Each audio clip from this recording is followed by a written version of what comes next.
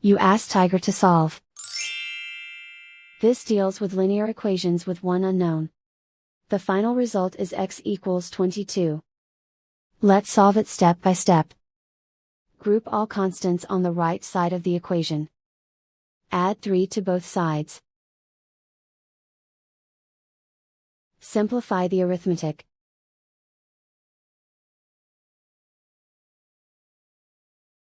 Isolate the x. Multiply both sides by 2. Group like terms. Multiply the coefficients. Simplify the fraction. Simplify the arithmetic.